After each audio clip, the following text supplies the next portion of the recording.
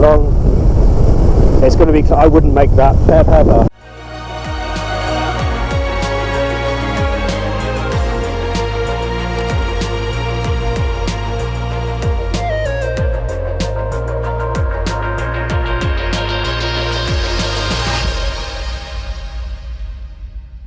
Stamp, so security, my harness and helmet secure. You secure in the back? Harness and helmet secure. Okay, I'm covering the brake. Throttle check. All good, okay. Going to keep rolling because of the surface. T's and P's are good, fuel's good. Holding the bar in. Applying full power. 40 mile an hour. 50 mile an hour, bar coming forward. Keeping that bar down to gain speed because of the conditions. I'd rather fly faster. And I'm going to bring us back to a 4,500 RPM cruise climb at 50. Right, yeah, so take us up to 3,000 feet, please. Okay, up to 3,000 feet. So basically, just start thinking about what we're going to be doing. We're going to be doing some 60-degree banks, 45, 60-degree bank turns. Yep. Yeah. Just be aware as well. What we are going to do is put us into a spiral dive. Okay, if you want to just level off this will be fine. Just stay in this little area here.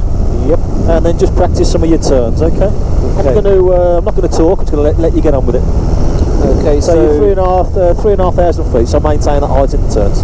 Yep. Just going to bring us back to cruise power. So I'm going to do my left-hand 45-degree bank first. My reference point coming out is going to be Alton Towers. Checking my airspace and where I'm going as well. I'm going to roll on. Bringing the bar and power in. Checking my airspace, attitude.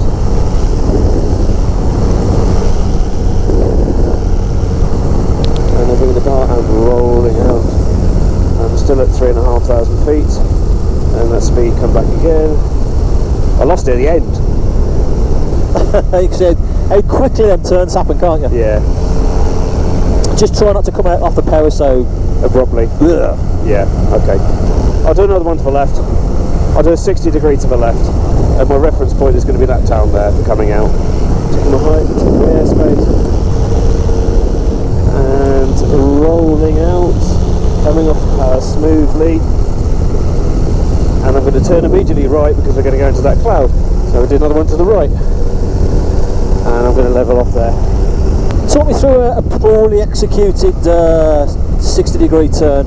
Actually rolling on the bank, not bringing the power in at the same time, but bringing the power in, not pushing on the bar to maintain that level flight, and as such that's going to result in you effectively continuing to roll and spiral down at the same time, which means your speed's going to increase, and that's your issue. The speed is increasing with the bank.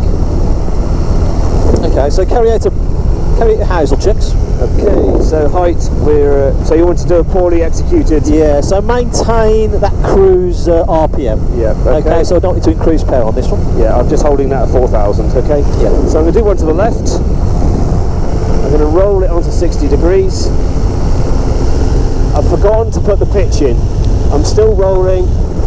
My speed is rocketing up, so it's off the power. Bar in, rolling those wings level, holding the bar in. Nose has come back up to level flight, speed's reducing. I'm bringing the power back in to maintain level flight, and we've recovered. And I've gone, how did I let that happen?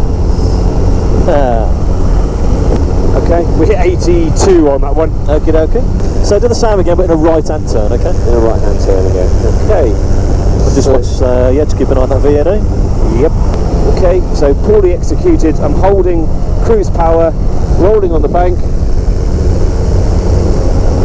60 degrees, nose is dropping, speed's increasing, rolls increasing, 80, 55, 80, half the power, holding that nose down, letting the speed come back off, with level flight, bringing the power back in, and getting back to level flight. And I'm going to do a turn to the right to get away from this cloud and climb back up to 3,500 feet. T's and P's are good. Emergency. Okay, attitude. Making sure I've got speed, and I'm now going to go into best glide. Right, wind is from that direction, so I'm looking for a field into that direction. Right, let's assess where I'm at.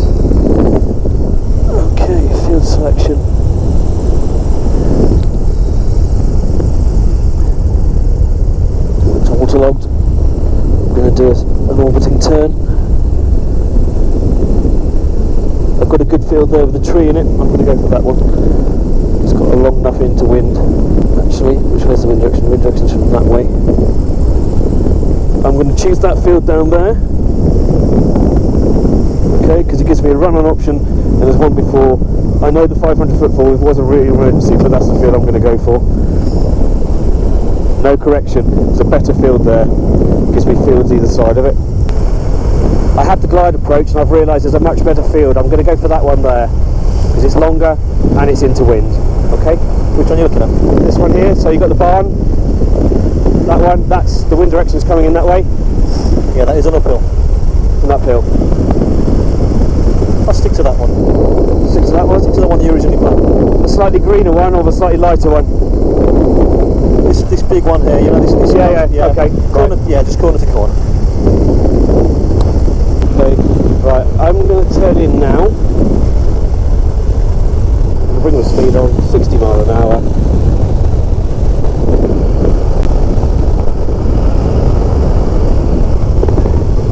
Looking long.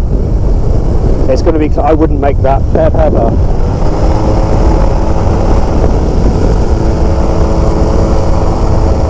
Yeah, I screwed that one up. That was a challenging one for you, that one was? Yeah. There wasn't I mean, that was a field that I'd have picked. It's just that, because you kept on switching fields. Yeah, I wasted height. Yeah. And also, you decided to ease the bar back to increase your airspeed, but you were still choosing the field. Yeah, understood. Yeah, so I'd have just maintained that best glide. A little bit longer. Yeah, until you're absolutely certain that you picked the right field. I should have made a decision and stuck with it. Yeah.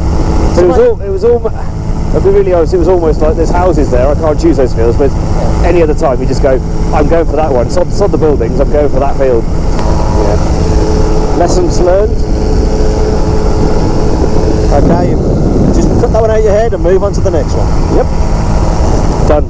There.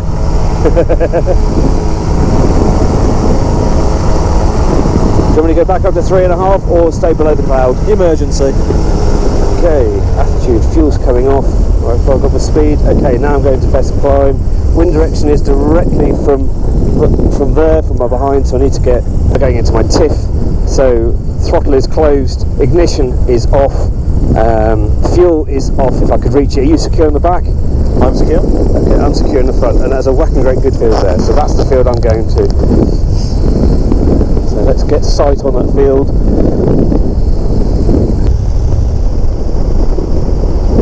I'm lining up now, make sure I'm in the field.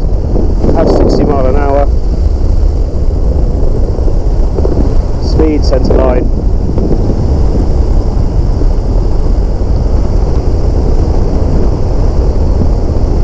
There's a person ahead of us. Okay, power. We would have been in that field. It's metal detecting. Oh, there's 2 metal detectors over there. Yeah, that was fine, that was good. Oh, 3 metal detectors. Yeah, that was better. Yeah, so again, you didn't rush it. You kept that best glide. Yeah, you spotted the power lines. That was a field that I chose as well. And yeah, that would have been good. I mean, you can start to plan your. You can see can't more now. You can probably plan your drum where you're going to use. Where we are, so we're 200 feet up. Do a 500 foot circuit height. Okay, understood. I'll give you a better chance of with your powered approach. Okay. So I'm going to drift off that. I say drift. I'm going to fly off that way and come in.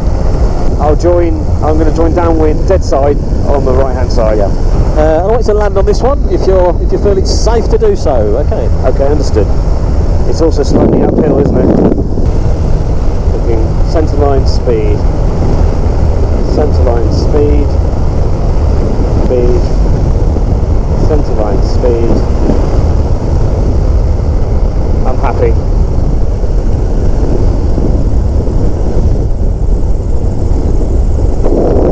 Good.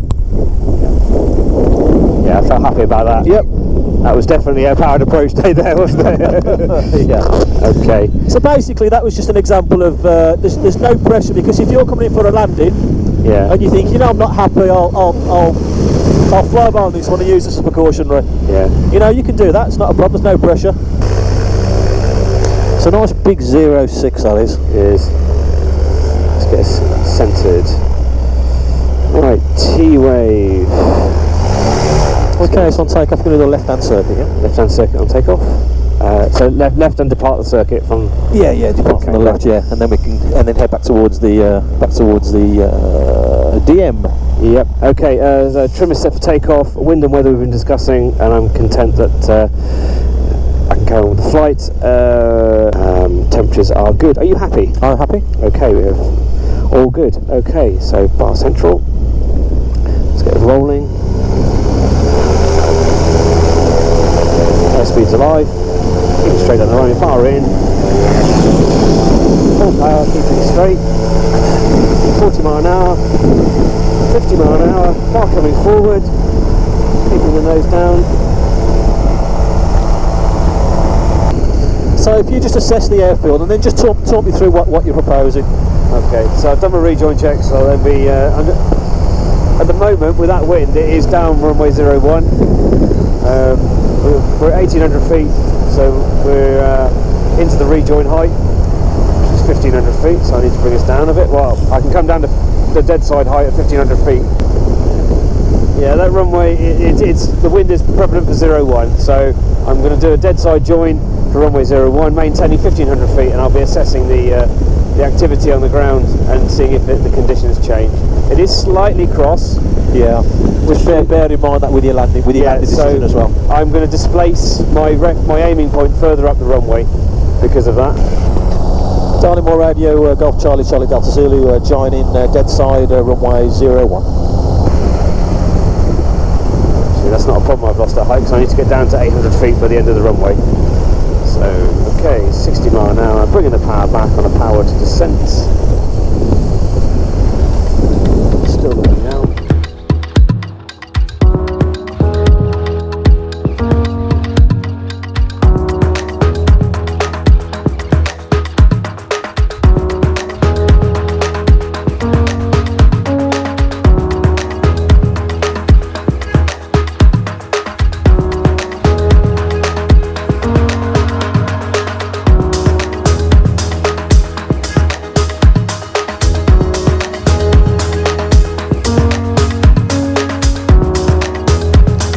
Give me your book. What's going on? No, bit of a change. Okay, Joel. So we've just done another part of the syllabus. Well, we've done these before, but we've done some steep turns and some 45-degree turns and some 60-degree turns, and also we've incorporated some spiral dives as well. Yeah. How do you think they went? I was happy with the spiral dives, other than I think on the second one I didn't actually roll in enough. It wasn't quite a spiral, it was nearly there, but we didn't quite push it fully into a spiral dive. I actually found it quite hard to put it into a spiral dive because it's not a natural thing to do. No. If you're monitoring the instruments and rolling it in, and suddenly less blue, more green, it's really obvious that you're firing at the ground. Yeah, you are. So I suppose my natural instinct is to automatically go, that's not right. So it's kind of like, when you were saying to me, do a bad turn, it's like, okay, get this thing to go in and roll it in. No, that was good. There was the one spiral dive which wasn't quite there. I chickened out at 75. Sort of chickened out at 75. Obviously, we do have to watch our VNA, but and obviously the reason for that is if we do perform a turn that's a badly performed turn and we end up in a spiral dive, we can recover from that spiral dive, which you did very well. There's no problems there. What about the emergency landings? Talk me through the emergency landings. We did 2 landings. Talk me through the first one. I think with the emergency landings, I was almost too confused by there being too many good option of fields, and I kept changing my field, which then meant that once I committed and then changed, it's like, just make a decision, stick with that field. And then I was like, I put myself in an awkward position where I actually ended up coming in short. Had it been a real emergency, I probably would have I'd have been landing in the hedge. So I think it's find the field, and I think you said it in flight as well, using a constant aspect approach rather than just beating up and down would have been more suitable. Even though I was in the right position, I could have actually done a full circuit and come in and assessed it, and then I would never have been short, because the aspect of me looking at the field would have been showing me I'm too low or too high. So yeah, trying to. I think the big thing from me watching you perform that emergency landing is for me, you picked a field which was fine, and then there was a point there that you thought, okay, so we can take the plane out of best glide, so you ease the bar back to increase our airspeed, but then you were still uncertain about the field. So at that point, really, I think what I would have done, and obviously ultimately we ended up in a situation where we were coming into land and it was debatable whether you would have cleared that bush at the start of the field, and that was basically chopping and changing fields, which is not a problem as long as you've got the time to do it. And we got to a situation there where you decided to take the plane out of best glide, use the bar back to increase our airspeed, because you're thinking, I've picked the field, that's it, and then bar I back, field, and then you change your mind again, and that put us into a dangerous situation where we have no choice then, and we're still not unsure about that field, and that created that situation that we was in. Okay, but on your next one, nailed it. You nailed it. Yeah. So that was good. I was in. Yeah. I mean, every time we're going up, if every flight's perfect, you don't know where to develop. Whereas, little things where I have got them right before. Yeah. To be honest, that's the first time with your emergency landings that you've got one that probably, that may not have made the field. Yeah, we'd have been clipping the hedge, I think. Yeah, and also that's the first one where I've actually witnessed you changing the field. You've not done that before. No. So that is the first time you've done that. Make so a decision. I could pick up straight away this field. No, not that field. That field. No, not that field. And you were changing your field, and I'm thinking this is not going to go well. So we could see where it was going wrong. I could see it was going wrong right from the start. It was that constant changing. Whereas before, you'd picked your field, you picked a field 2, maybe a field 3, and then you stuck with that decision, and your landings were perfect. Windy conditions. We decided to. Yeah, it was a bit lumpy today, wasn't it? It was quite windy today, quite gusty. So you made the decision. I basically just said to you, listen, we're going to be landing at the airfield in front of us, which was Carlton Moor, and you decided to pick your circuit. You picked a low-powered approach. Talk me through that. Yeah, it's an odd airfield because it's actually uphill, but it was an uphill. The wind was literally between the two runways, and it was like at this point in time, which is it biased to, so we could have come in on 06, which was longer and given us more and flatter. But actually at that point where the wind was settling for that period of time, I was happy with the approach. And then being uphill was a novelty. You're approaching the airfield and it's getting closer. It's getting closer, a little bit quicker than normal. You're thinking, we're descending a bit quick, but it's because of the uphill on the field. So again, it's just look straight down the end of the field, and land it. And the landing was spot on. It was a good decision. It was a good landing. It was whether we picked one field or the other. We had a crosswind on either field, but the landing was. You made a good decision. The approach was good. It was a powered approach. Landing was good, and that was perfect.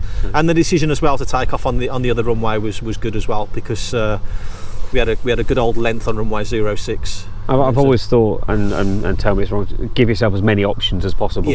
Don't funnel yourself down to the only option, because actually that's a bad decision for yourself. It's good decision. What else? And then things got a little bit tricky as we was returning to Darley Moor.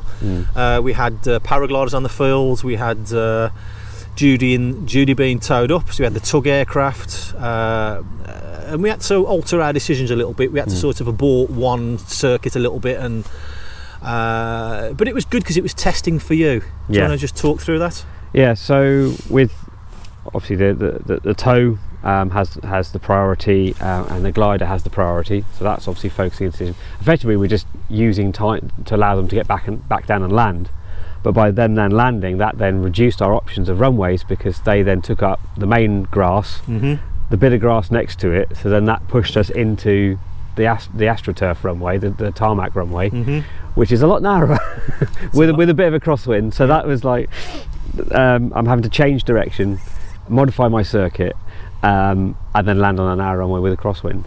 exactly. So yeah, but as I said, it's almost that downwind point of that's the type of approach. That downwind check of wind is actually, I am making that type of approach. We did a long approach, set it up, came in, and then. No, it's good. I'm sort of glad that you was put in that position, really, because there was a lot more of a stress factor added to it. We had to change runways. What the benefit to us? We had a nice long approach, so it gave us time to move over onto another runway.